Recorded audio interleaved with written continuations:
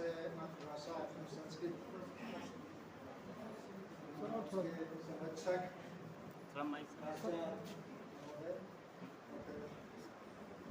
Kumar Singh, doctor Rajesh Kumar, प्राध्यापकगण, छात्र और छात्राओं, इस महाविद्यालय में मैं दूसरी बार आ रहा हूँ। और इसके पहले स्त्री और समकालीन दुनिया पर जो है 9 दिवसीय राष्ट्रीय संगोष्ठी थी, उसमें मैं आया था एक सत्र में। काफ़ी स्नेह और आदर सम्मान मिला था, मैं उससे बहुत अनुभव था और बोलने में भी अच्छा लगा था। हाथ मुझे बहुत सुंदर, कैंपस भी बहुत अच्छा है, गण भी महाविद्यालय का बहुत अच्छा है और छात्र भी काफ़ी संजीदा हैं, अध्यापक भी, उनका व्यवहार इस तरह शिक्षक के तौर पर होना चाहिए, बहुत अच्छा है। खैर मैं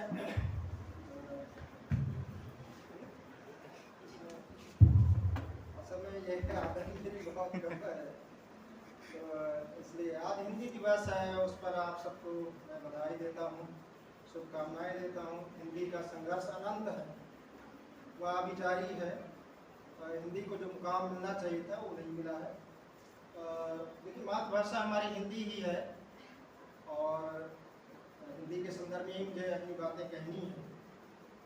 मैं अपना व्याख्यान जो है 3-4 मुद्दों पर केंद्रित करना चाहता हूँ।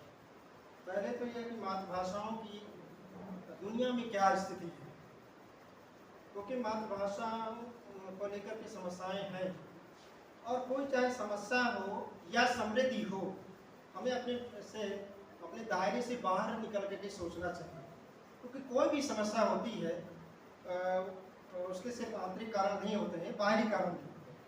इसी तरह जब हम समृद्ध होते हैं तो समृद्ध होने के भी आंतरिक कारण के साथ साथ बाहरी जो है विशेषताएं होती हैं।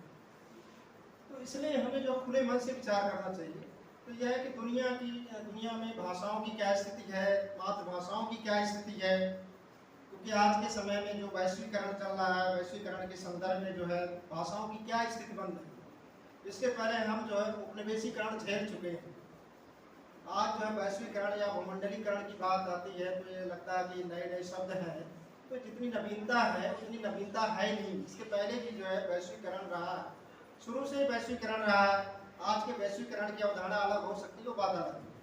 तो ये है कि वैश्विक संदर्भ में मातृभाषाओं की या भाषाओं की क्या स्थितियाँ हैं, उसमें हिंदी की क्या स्थिति है, इस पर मैं थोड़ा सा आपसे बात करना चाहता हूँ। ये तो संदर्भ है। दूसरा जो है उपनिवेशीकरण ने दुनिया की भाषाओं को किस तरह प्रभावित किया। वो केवल जो है आर्थिक और अनैतिक साम्राज्य ही नहीं था, सांस्कृतिक साम्राज्यवाद भी कायम किया था, उपनिवेशवाद। तो ये संदर्भ है। दूसरा है कि मातृभाषाएं जो है और संस्कृतियों का, यानी भाषा और संस्कृति का क्या अंतर संबंध है, संस्कृत का प्रयोग कब से शुरू हुआ और वो कहाँ तक पहुँचा, और संस्कृति और भाषा का जो अंतर संबंध है एक दूसरे को कैसे समृद्ध करती हैं।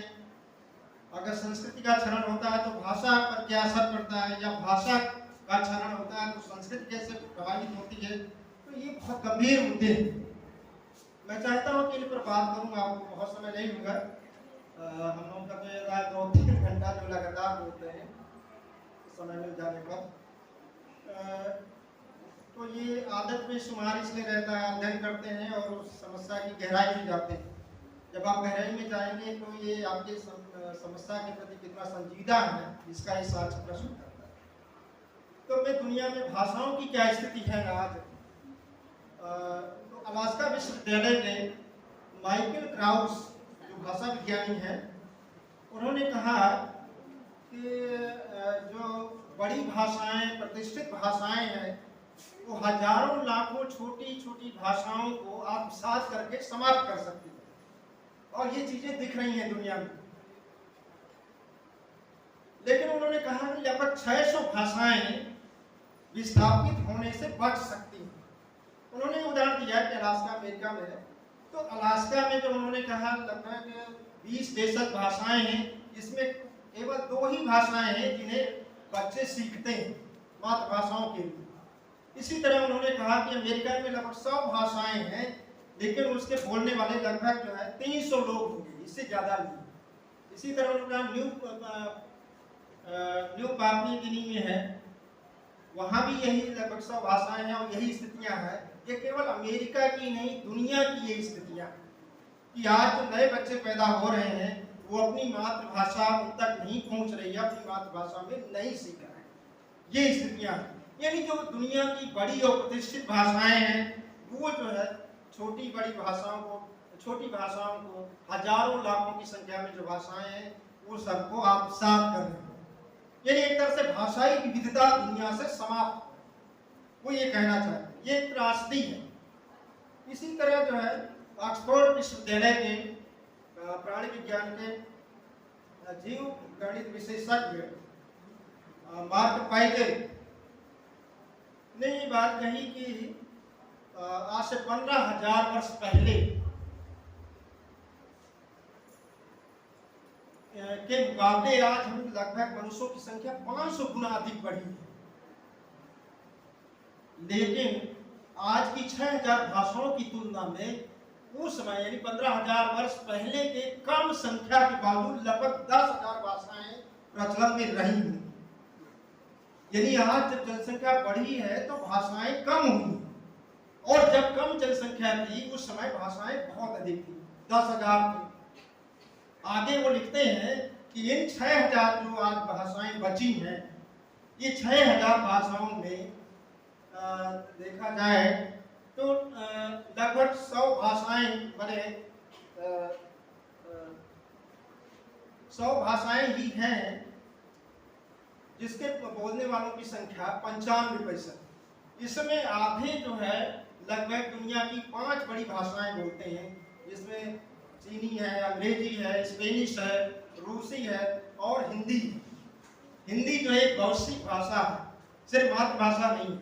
और भाषाएं कई तरह की होती है, भाषा जो है मातृभाषा भी होती है, राजभाषा भी है हमारी हिंदी, राष्ट्रभाषा भी है, राष्ट्रीय भाषा भी है, और जो वैश्विक भाषा भी है। अब ये कि हमारी भाषाएं बहुत समृद्ध है और उसके सामने दूसरे तरह के संकट है, पहचान का संकट। हिंदी भाषा की अस्मिता का संकट है, उसकी पहचान का संकट है, जिस पर मैं बात करूँगा। मैं इस पृष्ठभूमि जो है इसीलिए इस पृष्ठभूमि की बात कर रहा हूँ कि आखिरकार हिंदी का संकट कहाँ से शुरू होता है, और हिंदी का संकट केवल भारतीय संदर्भ में नहीं, वैश्विक संदर्भ में है, और अन्य भाषाओं के संकट के साथ हिंदी का संकट भी जुड़ा हुआ है। इसलिए केवल भारतीय संदर्भ से उसके संकट को हम नहीं समझ सकते, मेरे कहने का से।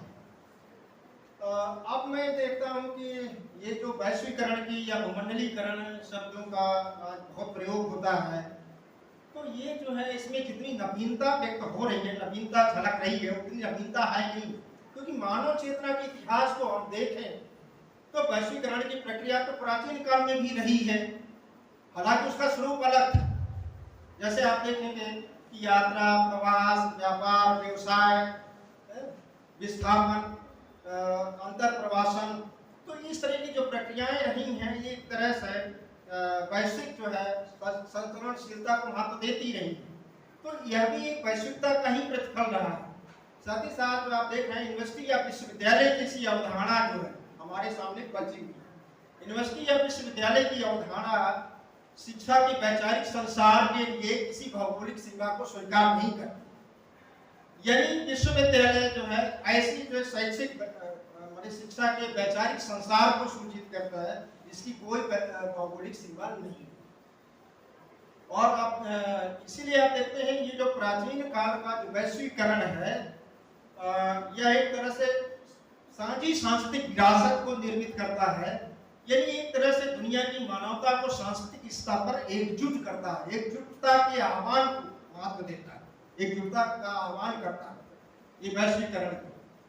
और यही कारण है आप देख रहे हैं कि चाहे रामायण हो, एलियड हो, या जो पंचतंत्र की कहानियां हो, या इस सब की समानताएं जो है इस जो है वैश्वीकरण को ही सूचित करती है हमारे सामने।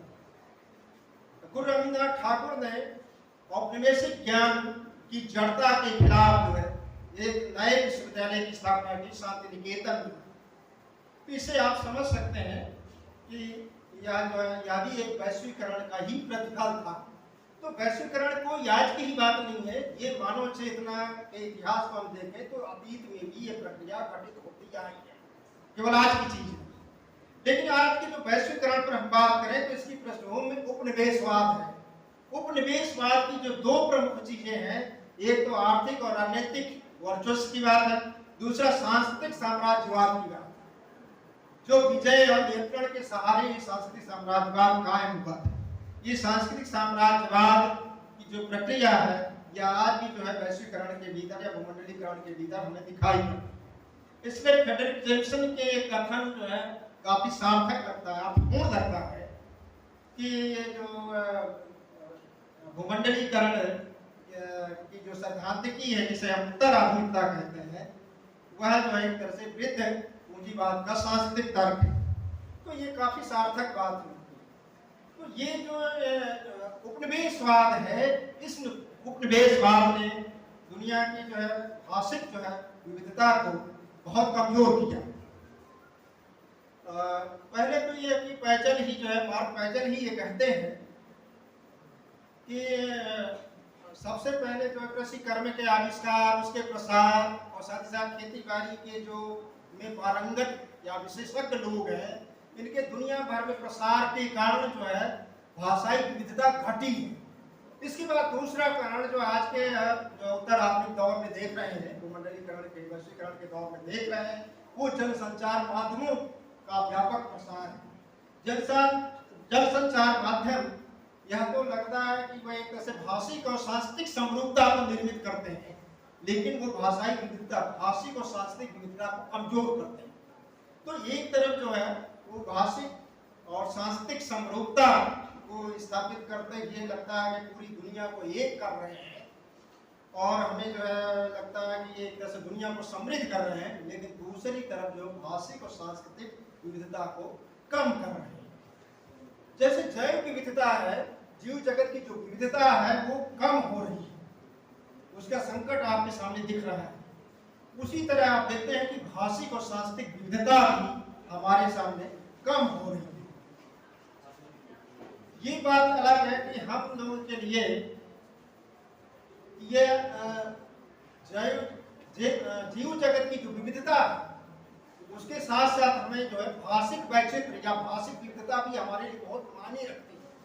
हम भी चाहेंगे कि भाषाई क्षेत्र में भी विविधता होनी चाहिए, लेकिन जो प्रमुख भाषाओं के, स्थापित भाषाओं के, जो स्थापित भाषाओं के लोग हैं, बोलने वाले लोग हैं, वो ये भाषाई विविधता बनी रहती है, कायम रहती है, समाप्त होती है, उन पर कोई असर पड़ने वाला नहीं। लेकिन खैर ये हमारे लिए जरूरी है। लेकिन उपनिवेशवाद ने क्या किया? उपनिवेशवाद ने ये किया कि देशज भाषाओं को विकसित नहीं होने दिया। यही वो शासन, कानून, व्यवस्था आदि की भाषाओं के रूप में देशज भाषाएं, विभिन्न देशों की जो देशज भाषाएं हैं वो विकसित नहीं हो पाई। औपनिवेशिक भाषाओं जैसा अंग्रेजी उपनिवेशवाद की भाषा थी, तो अंग्रेजी के चलते आप देखते हैं कि अंग्रेजी साम्राज्य जो दुनिया में फैला हुआ था, सूरज कहीं नहीं डूबता था, कभी नहीं डूबता था। तो आप देखते हैं कि ये उपनिवेशवाद के चलते जो उपनिवेशित करने वाली भाषाएं हैं, उन भाषाओं के चलते उन देशों की जो देशज भाषाएं हैं वह विकसित नहीं हुई। यानी एक तरह से शासन, कानून और व्यवस्था की भाषा के रूप में विकसित नहीं हुई है। ये चीज मैं इसलिए कह रहा हूँ कि इसको मैं हिंदी के संदर्भ में बताऊंगा कि हिंदी भी जो है वह जो है शासन, कानून और व्यवस्था की भाषा के रूप में विकसित नहीं हुई है। भले उसे साहित्य संस्कृत की भाषा के रूप में आप विकसित कर रहे हो, लेकिन आज भी वो व्यवस्था की भाषा के रूप में विकसित नहीं है। आज भी राजनीतिक इच्छा शक्ति की कमजोरी है। आप देख रहे हैं जितना हमारा शासन प्रशासन वाले संविधान में लिखा गया है, भाग 17 में अनुच्छेद 343 से 351 में सारी चीजें कही गई है। या तो अनुच्छेद 343 में भले कहा गया हो कि संघ की भाषा हिंदी और लिपि जो है देवनागरी होगी, ये वाली बात कही गई हो, लेकिन आगे 8 अनुच्छेद में, कम से कम 7 अनुच्छेद में कहा गया कि राजकाज की भाषा अंग्रेजी ही रहेगी। और 1965 में आप देख रहे हैं भाषा अधिनियम पास करके हिंदी के समानांतर अंग्रेजी को हमेशा के लिए, अनंत काल तक के लिए स्थापित कर दिया। ये चीज है। तो ये राजनीतिक इच्छा शक्ति की कमजोरी है कि हम जो है हिंदी को राजकाज की भाषा में वास्तविक रूप में, व्यावहारिक रूप में स्थापित नहीं कर पाते। तो मैं इसको ये बताना चाहता हूँ कि आखिरकार ऐसा क्यों हुआ। ये तो उपनिवेशीकरण ने दुनिया के देशों की देशज भाषाओं को वो शासन, कानून और व्यवस्था की भाषा के रूप में विकसित नहीं होने दिया, केवल साहित्य और संस्कृत की भाषाएं बन करके रह गए। ये त्रासदी है, आज भी वही स्थितियां दिखाई पड़ती। और यहाँ तक कि जो है शिक्षा के क्षेत्र में भी, मैं साहित्य संस्कृति का यहाँ खास रूप से प्रयोग किया और शिक्षा का प्रयोग नहीं किया। शिक्षा में जो है अंग्रेजी का महत्व है। शिक्षा में अंग्रेजी मानसिकता के हम लोग शिकार, तो मैं इनका इसलिए प्रयोग कर रहा हूँ क्योंकि हिंदी का इनसे बहुत गहरा संबंध है। जहाँ तक भाषा और संस्कृति का संबंध है, पहले तो ये बता दूं, पहले सभ्यता शब्द का प्रयोग होता था और सभ्यता में भौतिक उन्नति के साथ साथ आत्मिक उन्नति का भी सन्निवेश है। यानी भौतिक और आत्मिक या आध्यात्मिक उन्नति दोनों का समावेश है सभ्यता शब्द में। और सभ्यता शब्द जो भारत में कब इसका प्रयोग हुआ, देखा जाए तो शुरुआती दौर में जो है सभ्यता शब्द का ही प्रयोग होता है। संस्कृत के जो कोश हैं, चाहे मोर्टिमर विलियम्स का कोश हो, संस्कृत कोश हो, या B.S. आपटे का संस्कृत कोश हो, दोनों में सभ्यता शब्द का ही प्रयोग हुआ। हिंदी में मैं बता दूं तो आरंभिक जो हिंदी लेखन है, हिंदी साहित्य है, भारतीय जो द्विवेदी साहित्य, वो उसके लेखक सभ्यता शब्द से ही परिचित। सभ्यता शब्द ही संपूर्ण मानवीय विकास के पर्याय के रूप में प्रयुक्त होता है। लेकिन आखिरकार ये संस्कृति शब्द जो है, जो अंग्रेजी के कल्चर शब्द का अनुवाद है, ये जो है यूरोपीय उपनिवेशवाद के आगमन के साथ इस शब्द का भारत में आगमन होता है, मैं ये कहना चाहता हूँ। और संस्कृत के बाद में तो संस्कृत के 4 अध्याय लिखे गए। दिनकर की पुस्तक आई उत्तर सार्वहात के समय में, यानी 40 के दशक में लिखी गई वो ये पुस्तक, साहित्य अकादमी पुरस्कार मिला था और नेहरू इसके प्रशंसक थे, साहित्य अकादमी पुरस्कार मिला था। और उस अवसर पर जो है दिनकर जी को जो है उन्होंने मैंने बधाई दी, तो उन्होंने कहा कि अरे सब आपका ही लिखा हुआ, सब आपके ही आदर्शों की प्रतिछाया है, प्रतिबिंब है, उन्हीं को समर्पित किया। तो ये संस्कृति शब्द जो है बाद में आया। तो आज जो सभ्यता और संस्कृति के बीच द्वैत है। आज जानते हैं आप जो है प्रतियोगी परीक्षाओं में भी, चाहे लोक सेवा आयोग हो या संघ लोक सेवा या विभिन्न जो नियुक्ति से जुड़े हुए जो आयोग हैं या संस्थाएं हैं, वहां जब आप जो है साक्षात्कार में जाते हैं तो आपसे वो यही कहते हैं कि सभ्यता और संस्कृति में क्या अंतर है। तो आप सीधे कहते हैं कि सभ्यता का मतलब जो भौतिक विकास से संबंधित है और संस्कृति का संबंध जो है मनुष्य के आत्मिक या आध्यात्मिक विकास से इसका संबंध है। लेकिन ऐसा, जैसे मैंने कहा कि सभ्यता शब्द जो है केवल भौतिक सभ्यता से, भौतिक विकास से केवल संबंध नहीं था, या भौतिक और आत्मिक या आध्यात्मिक दोनों तरह के विकास से इसका संबंध। लेकिन आप देख रहे हैं कि शब्द वही रह जाते हैं और उनका अर्थांतर जो है, उनका अर्थ है, उनके केंद्र में स्थापित अर्थ बदल जाते हैं। तो किस तरह ये चीजें बदल गई। हमारे यहाँ जो आपके जो बहुत गहरे सांस्कृतिक लेखक हैं, रचनाकार हैं, उन्होंने साहित्य की लगभग सभी विधाओं में लिखा। सबसे अधिक सांस्कृतिक रूप से सचेतन रचनाकार है। साहित्य की लगभग सभी विधाओं, कोई ऐसी विधा नहीं जिसमें नहीं लिखा है, और सभी कलाओं में महारत हासिल किए हुए रचनाकार हैं। मैं तो बहुत प्रभावित हूँ उनसे, पढ़ाता भी हूँ मॉडर्न पोएट्री।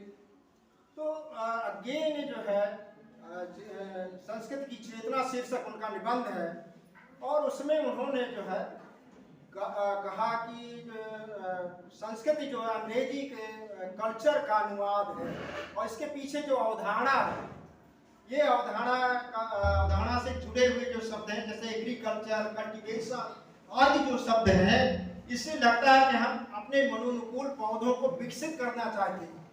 यानी ये मानव प्राणी को दिया हुआ शब्द है जिसको हम पौधों को तरह विकसित करना है। यानी ये पूर्व निश्चित आदर्श में हमें मनुष्यों को ढालना।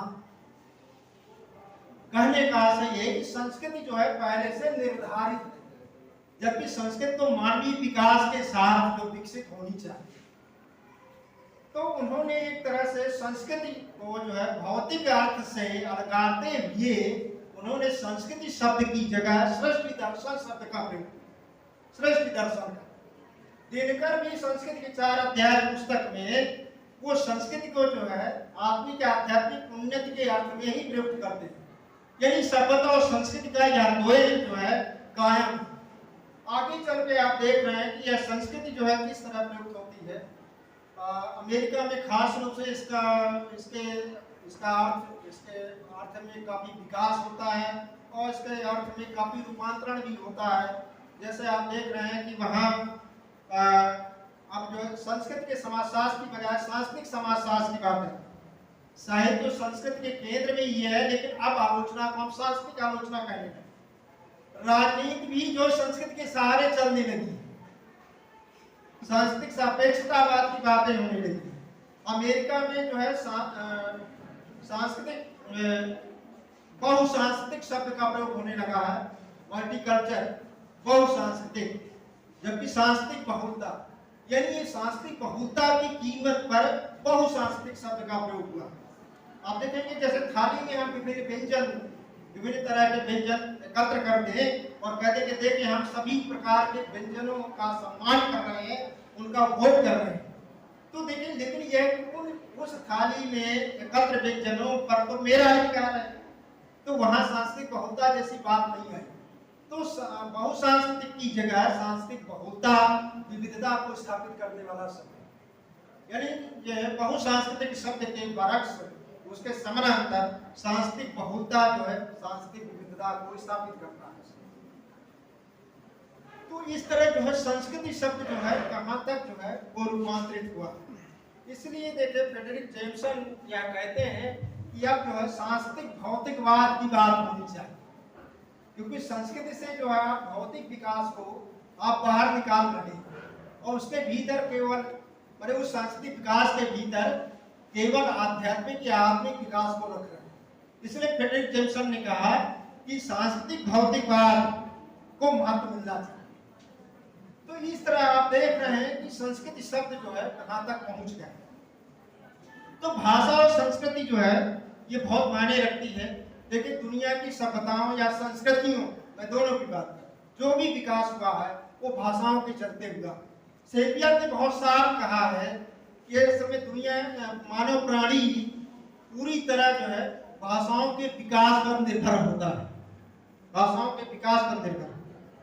लेकिन भाषाएं जो है हमारे चिंतन को तय भी करती, निर्धारित भी करती हैं, यानी एक खास तरह की चिंतन प्रणाली को विकसित करती हैं, तय करती हैं। यानी हमें क्या कहना है ये भाषाएं तय करती हैं। इसलिए कवि लेखक या साहित्यकार कहते हैं कि अरे मैं तो कहना बहुत कुछ चाह रहा था लेकिन भाषा में मैं व्यक्त नहीं कर सका। यानी भाषा एक माध्यम है जो मेरी चेतना को सीमित करता है। तो इस तरह देखिए भाषाएं और संस्कृतियां ये आपस में संघर्ष, आपसी संघात से विकसित होती है। तो देखिए भाषा जो है संस्कृति के अंतर्गत चिंतन प्रणाली को तय करती है, तो उसी तरह जो है संस्कृति भी जो है भाषा की संरचना, उसके शब्द, उसकी ध्वनि व्यवस्था को भी प्रभावित करती है। अब सवाल ये है कि अगर संस्कृति का क्षरण हो जाए, संस्कृति का विस्थापन हो जाए, तो क्या भाषाएं बच सकती हैं? ये बहुत महत्वपूर्ण सवाल है। तो ये सवाल के जवाब हाँ और ना दोनों में हो सकता है कि अगर संस्कृति प्रभावित होती है तो निश्चित है कि भाषाएं भी प्रभावित होंगी। क्योंकि होता क्या है, अगर संस्कृति का विस्थापन हुआ है तो निश्चित है कि जैसे संस्कृत का विस्थापन हुआ है तो हम मुहावरे, कहावतें, गीत संगीत, नृत्य, अभिनय, पेड़ पौधे, फूल आदि को हम भूल सकते हैं, भुला सकते हैं। और इसके साथ जो है शब्द तो बचे रह सकते हैं लेकिन खोखले रूप में बचे रहे। तो अगर संस्कृति निकल जाएगी तो वो शब्द जो है अपने आप में खोखले नजर आएंगे। जहाँ तक ये बात है कि संस्कृति, अगर इसका दूसरा पक्ष यह भी हो सकता है कि संस्कृति बची रह जाए और जो है क्या भाषा समाप्त हो जाए। तो कभी कभी जो है संस्कृति बची रह जाती है और भाषा जो है समाप्त हो जाती है। तो इस तरह जो है संस्कृति और भाषाएं जो है संकटग्रस्त हो सकती हैं और उनके संकटग्रस्त होने के चलते ऐसी स्थिति में हम क्या करें? तो मेरे ख्याल से संकट से बाहर निकलने के लिए हमें वैश्विक भाषा और संस्कृतियों की ओर देखना चाहिए। कहने का सही तो ऐसी स्थिति में जब आप भाषाएं और संस्कृतियां जब विस्थापित हो रही हो, तो मातृभाषाओं का संकट भी हमारे सामने पैदा होता है। तो मातृभाषाएं जो है आज के जो है इस वैश्वीकरण के दौर में, जहाँ एक तरह से भाषिक और सांस्कृतिक समरूपता जिसकी मैं बात कर रहा था, उसके चलते मातृभाषाएं संकटग्रस्त हुई। अब मातृभाषाएं उसी रूप में आपको नहीं मिल सकती हैं, वो मिलावट के साथ मिल सकती हैं। तो देखा जाए तो पहले तो अगर एक सर्वमान्य सिद्धांत के रूप में देखा जाए तो दुनिया में शुद्धता जैसी कुछ नहीं होती, कोई चीज नहीं होती है। कबीर ने जो है इस शुद्धता है वो पाखंड कहा है, और उनको जो है उन्होंने इस पाखंड को व्यर्थ कहा। ये व्यर्थ चीजें, शुद्धता जैसी भाषा हो, संस्कृति हो, या ये सब जो है साझी मानवीय विरासत होती है। असल में जो भाषा, साहित्य, संस्कृति, कलाएं, ये सब पारस्परिक आदान प्रदान करती हैं, पारस्परिक आदान प्रदान पर निर्भर रहती हैं, पारस्परिक विनिमय, विचार विनिमय करती हैं। ये आपस में नहीं लड़ती हैं, बल्कि इनके पीछे की जो राजनीति होती है वो चीजें लड़ती हैं हमारे साथ। तो इसलिए जो है मातृभाषाओं अगर संकटग्रस्त होंगी तो निश्चित है कि संस्कृति भी प्रभावित होगी। लेकिन हमें जो है अपने से बाहर भी देखना चाहिए, यानी जो भाषिक और सांस्कृतिक विरासत की जो वैश्विक विरासत है, हमें उसकी ओर देखना चाहिए। तो इस तरह जो है मातृभाषाएं तो उसी रूप में नहीं है। अगर दुनिया की भाषाएं और संस्कृतियां रूपांतरित हो रही हैं, समरूप हो रही हैं, तो हमारी मातृभाषाएं भी उसी के अनुरूप प्रभावित हो रही हैं। तो हमें इसी रूप में देखना चाहिए। हिंदी का जैसे मैंने कहा कि ये मातृभाषा है, मातृभाषा ही नहीं है, राजभाषा के रूप में भी है भारतीय संविधान में, और जो है राष्ट्रभाषा के रूप में ही है। जिस समय जो है हम स्वतंत्रता स्वाधीनता आंदोलन की लड़ाई लड़ रहे थे, उस समय जो है हिंदी का संघर्ष भी चल रहा था, और पूरे भारत भर में संस्थाएं थी, और हिंदी भाषा और लिपि दोनों से संबंधित थी। तो हिंदी एक तरह से राष्ट्र संघर्ष करती हुई राष्ट्रभाषा के रूप में विकसित हुई थी, लेकिन उसे राष्ट्रभाषा के रूप में भारतीय संविधान में जगह नहीं मिली है, उसे राजभाषा के रूप में ही मिली। साथ ही साथ एक चीज और है, हिंदी के सिर्फ कारण बाहरी नहीं है, बाहरी कारणों को हम देखते हैं, लेकिन उसके आंतरिक कारण भी बहुत है। बाहरी कारणों को आप बहुत सुने होंगे कि अंग्रेजी जो है उसके विकास में बाधक, अंग्रेजी नहीं है। देखिए जैसे मैंने अभी कहा कि भाषा, संस्कृति और कलाएं ये आपस में अवरोध नहीं बनती, यह तो जो है पारस्परिक आदान प्रदान के द्वारा परस्पर समृद्ध करती है। लेकिन हमारी ये इच्छा शक्ति नहीं है कि हम अपनी भाषा संस्कृति का सही ढंग से संरक्षण नहीं कर। जैसे मैंने कहा संविधान में क्या है, ये तो कहा गया कि संघ की राजभाषा हिंदी और देवनागरी लिपि में लिखित और लिपि देवनागरी होगी। तो आप समझ लीजिए, या तो बात कही गई है, लेकिन आगे क्या कहा गया कि हिंदी की जगह राजकाज यानी शासन का जो कार्य है वो सब अंग्रेजी में, ये चीजें कही गई। आज तक वही स्थिति बनी हुई है। आज हिंदी जो है, आज भी जो है शासन, कानून और व्यवस्था की भाषा विकसित नहीं हो पाई। कितने न्यायालयों में हिंदी में निर्णय होते हैं, शासन कार्य जो है कितना हिंदी में होता है। तो ये बहुत से प्रश्न हैं जो राजनीतिक इच्छा शक्ति के अभाव को स्पष्ट करते हैं। तो ये जो है गृह मंत्रालय के तहत राजभाषा विभाग होता है, आप जानते हैं, तो उसको अपनी इच्छा शक्ति दिखानी चाहिए। लेकिन खैर ये तो खैर जो है शासन के स्तर से, राजनीति के स्तर से क्या होता है या ये चीजें अलग है। लेकिन हम क्या कर रहे हैं, हिंदी की आंतरिक समस्याएं भी। मैं आपको बता दूं, जब हिंदी के इतिहास की बात आती है, मैं एक जगह जो है आयोग में था जो है, और एक भाषा विज्ञान पढ़ाते रहे हमारे यहाँ, वो भी उपस्थित थे, परीक्षा के रूप में था मैं। और जो है वहाँ बहुत से प्रश्न आते हैं और हम लोग आपसे संवाद करके उनके उत्तर, जैसे जो प्रतियोगी परीक्षा आती है उसका नुकसान, उस पर संवाद करते हैं, बहसें होती हैं, फिर उसके अंतिम रूप से हम उत्तर तय करते हैं। तो वहाँ वो कहने लगे भाषा का विशेषज्ञ मैं हूँ। तो मैंने कहा भाई देखिए, ऐसा पहले तो आप जो है इधर मैं जहाँ तक देख रहा हूँ भाषा के क्षेत्र में कुछ काम नहीं किया है, भाषा विज्ञान पढ़ाते थे आप, अब आप जो है सेवानिवृत्त भी हो गए हैं। तो देखिए पहले तो आप समझ लीजिए कि विशेषज्ञता समय सापेक्ष होती है, ये समय निरपेक्ष नहीं होती है। हम लगातार बौद्धिक संघर्ष करते हैं और अपने ज्ञान को अद्यतन बनाते हैं, अपडेट करते हैं। अगर अपडेट नहीं कर रहे हैं, इसके बाद फिर मैंने कहा वो व्यवहारिक बात कि हमने कहा आप हिंदी भाषा के क्षेत्र में क्या उल्लेखनीय काम किया, क्या उल्लेखनीय उपलब्धि है, तो चुप रहे। तो देखिए ऐसा है कि हिंदी में जो है बहुत काम करने की जरूरत है। आप जानते हैं कि हिंदी की जो है 18-20 बोलियां हैं, स्वयं हिंदी की 18-20 बोलियां, यानी हिंदी जो है एक तरह से सामूहिक नाम है। ये जो है भाषाओं और उपभाषाओं और बोलियों का समूह है, 5 उपभाषाएं और 18-20 बोलियां। तो ये उसकी विरासत बहुत समृद्ध है। इसके बाद जो भारत की क्षेत्रीय भाषाएं हैं, उनके भाषाओं को भी हिंदी ने आत्मसात किया है। इसके साथ साथ विदेशी भाषाओं को भी आत्मसात किया है। संस्कृत जो है बहुत ही शक्तिशाली भाषा है। मध्यकाल की जो एक तरह से शासन व्यवस्था की भाषाएं थी वो संस्कृत और फारसी थी। दोनों भाषाओं के शब्दों को हिंदी ने आत्मसात किया, अपने प्रकृति में डाला है और अब उसकी भाषाई पूंजी है। इसी तरह अंग्रेजी जो दुनिया के साम्राज्य की भाषा थी, उस भाषा के बहुत से शब्दों को भी आत्मसात करके हिंदी ने अपनी प्रकृति में डाल दिया। कुछ को तो जो है वर्ण का रूपांतरण किया, कुछ को हूबहू ले लिया।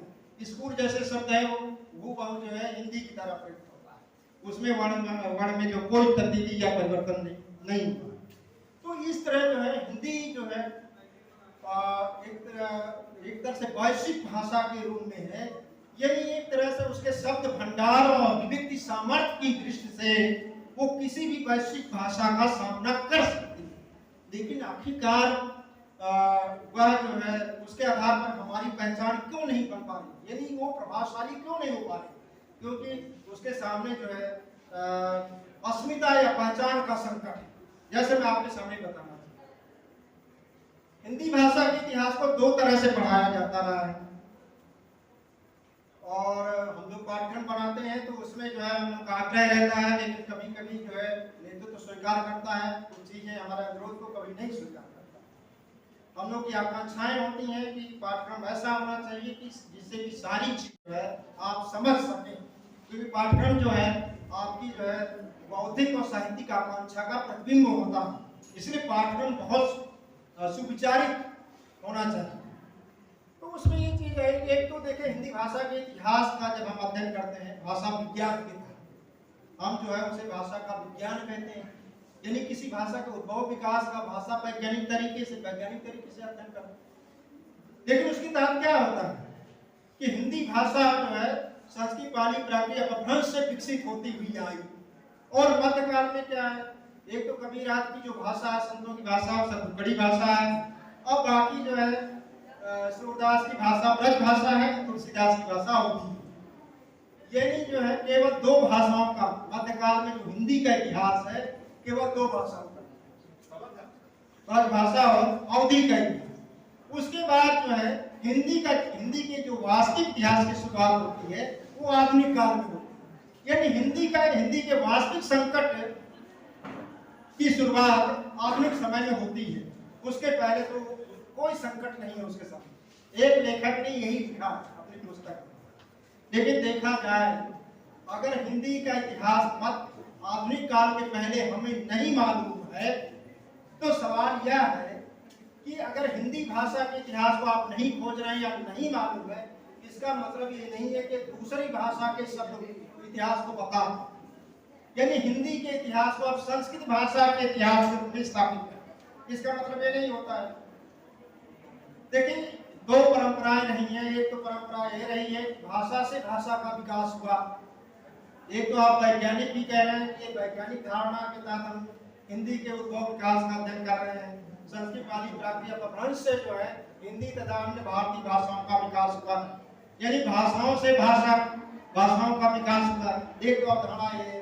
दूसरा तरीका ये रहा है हिंदी भाषा के इतिहास को जानने समझने का कि जैसे आचार्य किशोरीदास बारवे जिन्होंने हिंदी शब्द अनुशासन ग्रंथ लिखा और उन्होंने कहा कि हिंदी, प्राकृत और अपभ्रंश की जो नशेनी है इसके समानांतर जो है हमें जो है चंद भाषाओं के इतिहास में जाना चाहिए कि कैसे संस्कृत, प्राकृत और अपभ्रंश के समानांतर चंद भाषाएं थी और कैसे जो है ऐतिहासिक और रणनीतिक अवसर पा करके वो साहित्यिक भाषाओं के रूप में प्रतिष्ठित हुई। तो अध्ययन की दूसरी धारा, दूसरी परंपरा इस रूप में रही है, लेकिन इसको महत्व नहीं मिलता रहा है। और मेरा जो अनुरोध रहा है लगातार कि देखिए एक तो आचार्य कृष्णदास वाजपेयी की इस पुस्तक को हिंदी शब्द अनुशासन एक नई अवधारणा है हिंदी के इतिहास को खोजने, इसको पाठ्यक्रम में रखा जाना चाहिए। दूसरी किताब जो है डॉक्टर रामविलास शर्मा की भाषा और समाज, और तीसरी पुस्तक डॉक्टर धर्मवीर ने लिखा है हिंदी की आत्मा, जो पुस्तक जो है जवाहरलाल नेहरू विश्वविद्यालय के पाठ्यक्रम में प्रोफेसर वीर भरत तलवार ने वर्षों जो उसे पाठ्यक्रम में उस पुस्तक को लगा, उसमें जो है हिंदी आंदोलन जो चले हैं हिंदी के भीतर, आधुनिक समय में विभिन्न हिंदी आंदोलन हुए। ये हिंदी आंदोलन मूलतः को रक्षा और नीति के आंदोलन के रूप में रहे। बाद में जो है ये हिंदी भाषा के आंदोलन के रूप में इनकी परिणत होती है। आलोक राय ने एक पुस्तक लिखी है हिंदी नेशनलिज्म करके, यानी हिंदी राष्ट्रवाद की बात कर रहे हैं। तो यहाँ पर हिंदी की जितने आंदोलन हुए हैं आधुनिक समय में, वो हिंदी को एक तरह से संस्कृताइजेशन के आंदोलन है, हिंदी के संस्कृतिकरण के आंदोलन, हिंदी को स्वतंत्र रूप से स्थापित करने का आंदोलन नहीं। आपको मैं बता दूं मध्यकाल में भक्ति काल जिसे आप कहते हैं भक्ति आंदोलन, भक्ति काल जो है भक्ति आंदोलन का काल, ये आंदोलन की कविता है। और ये जो है केवल भक्ति की प्रवृत्ति की कविता नहीं, बल्कि भाषाओं के क्षेत्र में भी जो है काम हुआ था इस आंदोलन के तहत। यही केवल भक्ति माने केवल धार्मिक या आध्यात्मिक चिंतन की ही कविता नहीं है, बल्कि जन भाषाओं के माने संस्कृत भाषा के वर्चस्व के समानांतर हिंदी सहित अन्य जो जन भाषाएं हैं उनके उठान का भी आंदोलन है। तो हम जो है भक्ति आंदोलन को केवल भक्ति या धार्मिक आध्यात्मिक चेतना की जड़ से ही अध्ययन नहीं करना चाहिए, बल्कि विभिन्न जन भाषाओं के प्रतिष्ठित होने के आंदोलन के रूप में देखना चाहिए। और मैं आपको बताना चाहूंगा कि मध्यकाल में ये जो जन भाषाओं का आंदोलन चल रहा था, कबीर रैदास को जन भाषा कबीर तो सीधे कहते हैं कि मैं संस्कृत में नहीं लिख सकता हूँ, इसलिए मैं जन भाषा हिंदी में ही अपनी बात करूँगा। और जन भाषा हिंदी को कहते हैं कि अपनी भाषा में ही मुक्त हुआ जा सकता है, मुक्ति जो मिलती है अपनी भाषा में। साथ ही साथ वो जन भाषा को जो है दर्शन से भी जोड़ते हैं, मैंने दार्शनिक विचारधारा से भी जोड़ते हैं कि मेरी दार्शनिक विचारधारा इस जन भाषा हिंदी में ही विकसित हो सकती है। तो मुक्ति की भाषा है और दार्शनिक चिंतन की भी भाषा है कबीर के। उसी तरह आप देखते हैं तुलसीदास भी जो है संस्कृत के समानांतर पहले जो है अवधी भाषा में उन्होंने रामचरितमानस लिखना शुरू किया था। और आप देख रहे हैं कि एक किंवदंती है कि बनारस में जो है वो लिखते थे अवधी में, और वो जो है रामचरितमानस जो है विश्वा हो जाता, समाप्त हो जाता है। फिर उन्होंने बीच का रास्ता अपनाया होगा, पंडितों ने विरोध किया होगा, बहुत ज्यादा विरोध में सैनिक पड़े थे, तब फिर उन्होंने बीच का रास्ता अपनाया। और जो 7 कांड है रामचरितमानस में उनकी शुरुआत संस्कृत श्लोक के साथ होती है, तो उन्होंने संस्कृत को भी महत्व दिया, तब वो रामचरितमानस जो है जन समाज में स्थापित हो सके। इसी तरह महाराष्ट्र में आपको बता दूं संत ज्ञानेश्वर तुकाराम जैसे जो है जो जन भाषाओं को महत्व दिया था, खासतौर से संत ज्ञानेश्वर, इनकी रचना ज्ञानेश्वरी कही जाती है, जो मराठी की गीता कही जाती है। मराठी की उस गीता कही जाने वाली ज्ञानेश्वरी में अर्जुन कृष्ण से कहते हैं कि आप जो है संस्कृत में नहीं, मुझे आप जो है मेरी भाषा मराठी में जो है मुझे समझाइए। लेकिन बाद में इस पुस्तक को समाप्त कर दिया गया। तुकाराम को जब 20 साल की उम्र में ही जो है जन समाधि लेनी पड़ी। कोटुदास को तो जो है काट डाला गया था, जो उनकी हत्या हो गई थी। तो ये जो चीजें हैं ये केवल जो है धार्मिक आध्यात्मिक जो है साधना के चलते नहीं, ये संस्कृत के वर्चस्व के समानांतर जन भाषाओं के प्रतिष्ठित करने के आंदोलन के लिए एक तरह से आत्म बलिदान की तरह है ये घटना, और इसी रूप में देखी जानी चाहिए। तो देखिए ऐसा है हिंदी के संघर्ष का अपना इतिहास। मैंने एक बात यहाँ ये कही कि हिंदी के इतिहास पे ध्यान देने की जरूरत है। ये हिंदी का इतिहास खोजने के क्रम में हमें ध्यान देना है कि हिंदी का इतिहास अगर हमको नहीं मालूम है तो इसका मतलब नहीं कि संस्कृत या अन्य किसी भाषा के इतिहास को हम हिंदी का इतिहास पता है। तो इसी बात मध्यकाल में हिंदी जो है अपने प्रतिष्ठा के लिए संघर्ष कर रही है। कबीर रैदास की भाषा को आप भले जो है सदुकड़ी या मिश्रित भाषा कह के आप छोड़ दें, लेकिन आप तुलसी के भाषा संघर्ष को या जो है संत ज्ञानेश्वर के भाषा संघर्ष को या तुकाराम के भाषा संघर्ष को आप नहीं समझ सकते, नहीं छोड़ सकते। तो देखिए मध्यकाल में भी हिंदी संघर्ष कर रहे थे, यानी हिंदी के जो संघर्ष और उसके संकट का जो संकट है वह केवल आधुनिक समय का नहीं है, ये शुरुआत से। हमें आज जरूरत है कि हिंदी के हम स्वतंत्र इतिहास को खोजें।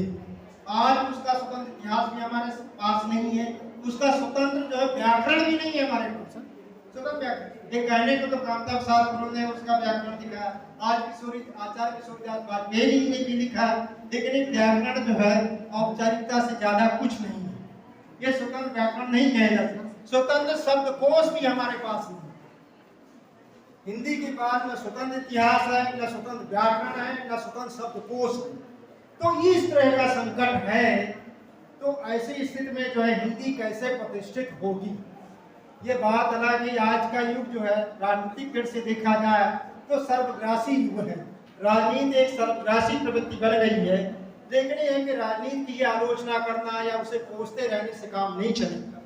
हमें जो है मानवीय क्षेत्रों के अन्य जो मानवीय क्षेत्र के जो अन्य पहलू हैं उन्हें महत्व देना चाहिए। यानी जो है राजनीति को जो करना है वो करने दीजिए, आप मानवीय क्षेत्र के पहलुओं को जो है आपको महत्व देना चाहिए। यानी भाषा, संस्कृति, साहित्य, कला, इन चीजों को तो आपको ही संभालना है, कला इनको महत्व देने वाली नहीं है। राजनीति तो क्या करती है, चाहे भाषा हो, संस्कृति हो, ये उसके लिए केवल उपकरण की तरह है, यानी अस्त्र या औजार की तरह है और उपकरण बन जाती है। संस्कृत भी जो है एक तरह से राजनीति के लिए एक सांस्कृतिक उपकरण की तरह, भाषा भी एक उपकरण है। तो देखिए राजनीति जो है एक सर्वग्रासी व्यवस्था है और मानव क्षेत्र की जो विशेषताएं हैं उनका वो अपने ढंग से इस्तेमाल कर सकती है और उसको ये गलत भी नहीं है, इसको आप रोक भी नहीं सकते हैं, बल्कि जो है आप जहाँ पर कठिनाई या संकट या परेशानी महसूस कर रहे हैं वहाँ उन चीज़ों को आपको समृद्ध करना चाहिए। तो यह है कि हम बौद्धिकों का यह काम है, बौद्धिक और साहित्यिक क्षेत्र के लोगों का काम है कि हम हिंदी के स्वतंत्र इतिहास को खोजें, उसको विकसित करें और जो उसके स्वतंत्र शब्दकोश को भी निर्मित करें और स्वतंत्र जो है व्याकरण का भी निर्माण करें। मैं एक सवाल उठाया था, एक योग में मैंने सवाल उठाया था, तो ये भी सारे जो गुरु लोग थे ज़्यादातर सेवानिवृत्त थे। सेवानिवृत्त के बुढ़ा जाने से पता नहीं ज़्यादा विद्वान महसूस करने लगते हैं लोग या हो जाते होंगे। तो उन्होंने कहा कि अरे भाई एक ने जो है बड़ी ईमानदारी के साथ, जिससे मेरी बिल्कुल अपेक्षा नहीं, जितने लोग करीब 50 लोग रहे होंगे और उनके बीच में कह रहा था कि हिंदी का कोई स्वतंत्र इतिहास नहीं है, कोई स्वतंत्र व्याकरण है, स्वतंत्र कोश नहीं है हमारे पास, और इसलिए जो हिंदी भाषा के नाम पर जो हम परीक्षण करते हैं उसमें हिंदी के प्रत्युत्तर की जगह ज्यादातर संस्कृत के होते हैं। तो कुछ ने कहा है संस्कृत की खिलाफत कर रहे हो, हमने कहा नहीं यार, हम संस्कृत की खिलाफत नहीं कर रहे। हिंदी संस्कृत अपनी जगह है, अपनी जगह स्थापित हो, प्रतिष्ठित हो, लेकिन इसका मतलब नहीं कि दूसरी भाषाओं के लिए वो समस्या बने। क्योंकि मैं आपको बता दूं कि जैसे अभी कह रहा था कि हिंदी ने संस्कृत की भाषाओं को भी साथ करके अपनी प्रकृति में ढाला, अंग्रेजी के शब्दों को भी ढाल दिया। अब आप ये करें कि संस्कृत की शब्दावली जबरन ठूसने लगे या अंग्रेजी की शब्दावली जबरन ठूसने लगे तो वो भाषा अस्वाभाविक हो। मेरे कहने का सही है, इसलिए जरूरी है कि हम जो है भाषा को स्वाभाविक रूप से विकसित होने दें, उसे जो है अपने अंतः शक्ति विकसित कर, अपने आंतरिक शक्ति विकसित करने की प्रक्रिया में जिन जिन भाषाओं से शब्दों का आत्मसात करने की जरूरत पड़ेगी वो उसको आत्मसात कर लेगी, उसको ग्रहण कर लेगी और अपनी प्रकृति में ढाल करके जो है अपनी भाषाई कोटि को समृद्ध कर लेगी, उसको कर लेगी। लेकिन जबरन जो है इस तरह शब्दावली नहीं चूसी जानी चाहिए, मेरे कहने का सही। तो उन्होंने कहा जो जिससे मेरी कम आशा थी, उन्होंने बहुत स्पष्ट रूप से कहा कि आपकी बात बिल्कुल सच है और इस ओर तो हमारा ध्यान ही नहीं गया। आप देख रहे हैं कि वर्षों से हम जो है भाषा विज्ञान के जो है हिंदी विभाग के साथ साथ भाषा विज्ञान के अलग से विभाग स्थापित है कई विश्वविद्यालय। सागर विश्वविद्यालय में तो भाषा विज्ञान का अलग ही से ही विभाग है इस तरह के। तो और कई जो विश्वविद्यालयों में है तो भाषा विज्ञान के स्वतंत्र विभाग भी हैं, स्वतंत्र जो उसके अध्यापक भी नियुक्त होते हैं। लेकिन आप देख रहे हैं भाषा विज्ञान में हम सदियों से क्या कर रहे हैं, बड़ी सारी वर्षों से हम क्या कर रहे हैं, जो हिंदी भाषा के इतिहास का हम क्या कर रहे हैं, इसी तरह के बहुत से सवाल उठाए हैं। जैसे डॉक्टर अजय कुमार कह रहे थे रघुवीर सहाय की, एक डॉक्टर रघुवीर सिंह भी हुए। और जानते हैं जब एक तरह से हिंदी भारतीय संविधान में राजभाषा के रूप में स्थापित हुई और बाद में हिंदी के नाम पर संस्थाएं बनी, केंद्रीय हिंदी संस्थान जैसी संस्थाएं आई, तो उस समय ये था कि वैज्ञानिक तकनीकी शब्दावली आयोग बना। तो वैज्ञानिक तकनीकी शब्दावली आयोग के लिए वैज्ञानिक और तकनीकी शब्दावली गढ़ी जाए कि जिससे कि विज्ञान और तकनीक संबंधी बातें जो है को लेकर के किताबें लिखी जाए, पुस्तकें लिखी जाए, प्रकाशित की जाए और विज्ञान में भी विज्ञान के माध्यम के छात्रों को छात्र भी लाभान्वित हो सके। इसके लिए वैज्ञानिक तकनीकी शब्दावली गढ़ी गई और डॉक्टर रघुवीर सिंह के नेतृत्व में वह संस्था बनी और उन्होंने संस्कृत के लगभग 500 शब्द धातु रूपों और शब्द रूपों को जो है बहुत से प्रत्यय उपसर्ग को लेकर के उन्होंने गढ़े और बहुत से इतने कृत्रिम शब्दों को गढ़ा गया कि प्रत्यय उपसर्ग के कारण कि वो एकदम अबोध हो गए। तो देखिए एक तो जानते हैं साइंस जैसी शब्दावली माने विज्ञान और तकनीक की शब्दावली वैसे भी कठिन होती है और जब आप प्रत्यय उपसर्ग वाली जब शब्दावली इतनी कठिन शब्दावली में जो है विज्ञान और तकनीक की व्याख्या करेंगे उसको प्रस्तुत करेंगे तो निश्चित है कि वह जो है छात्रों के लिए बहुत दुर्बोध हो जाएगा। इस तरह की चीजें हुई। तो इस तरह के सारे प्रश्नों को जो है ये उठाया गया कि हिंदी जो है हिंदी को स्वाभाविक रूप से विकसित होने दिया जाए और जो है और उसकी अपनी संस्कृति तभी विकसित हो सकती है मातृभाषा के रूप में या अन्य रूपों में राजभाषा के रूप में, राजभाषा के रूप में या अंतर्राष्ट्रीय या वैश्विक भाषा के रूप में हिंदी तभी पूरी तरह विकसित हो सकती है जब हमें हिंदी जो है अपने पैरों पर खड़ी हो। हिंदी अपने पैरों पर तभी खड़ी होगी जब जो है उसका एक स्वतंत्र इतिहास होगा, स्वतंत्र व्याकरण होगा और साथ ही साथ उसके स्वतंत्र जो है शब्दकोशों का निर्माण होगा। बिना इसके जो है मातृभाषा क्या वैश्विक भाषा क्या जो है मातृभाषा के रूप में भी हिंदी नहीं विकसित हो सकती। और दुनिया में जैसे मैंने कहा कि भाषाएं संस्कृतियां सब स्थापित हो रही हैं, जैसे जो है जीव जगत की विविधताएं समाप्त हो रही हैं, ऐसे जो है भाषिक और सांस्कृतिक विविधताएं भी समाप्त हो रही हैं और जो है एक तरह से समरूपताएं आ रही हैं और ये सब जो है संभव किया है जनसंचार के माध्यमों ने। तो जनसंचार के माध्यमों ने शुरू में हम इसका अध्ययन करते थे कि जनसंचार के माध्यम जो होते हैं वो विषय की गहराई में नहीं जाते हैं, वो तो बहुत सतही रूप में ऊपर ऊपर दिखा देते हैं और जो है हमें गहराई में जाने से वंचित करते हैं।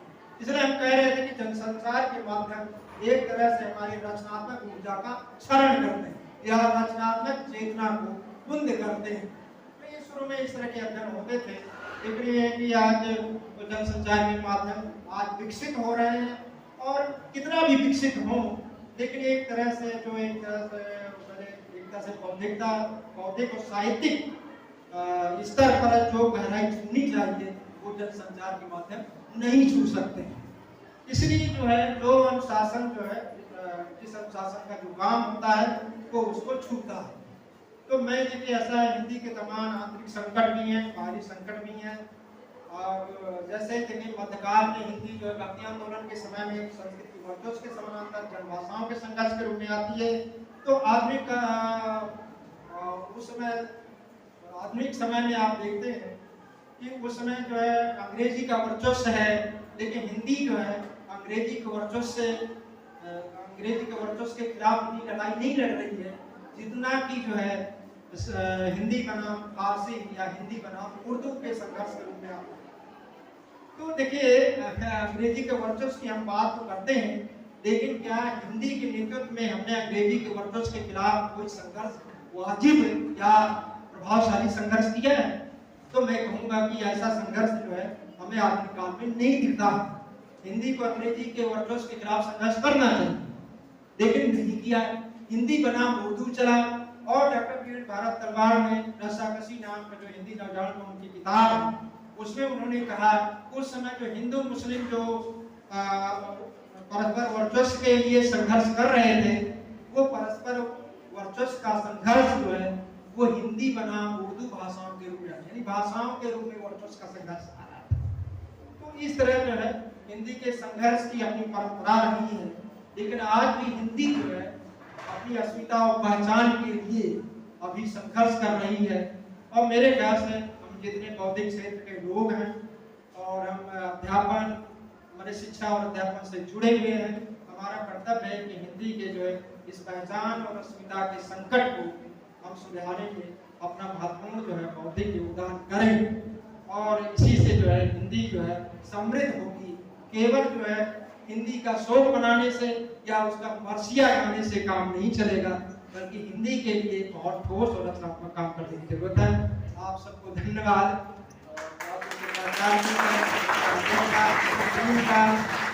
और छात्रों का खास रूप से जिन्होंने जो है मेरी बात धैर्य के साथ सुना। हो सकता है मुझे बौद्धिक रूप से कुछ गरिष्ठ लगा हो, लेकिन ये बातें कहनी बहुत जरूरी है, क्योंकि अगर मैं थोड़ा गहराई में गया हूँ, अध्ययन किया हूँ, तो मैं सत्ता में बात नहीं कर सकता। आपको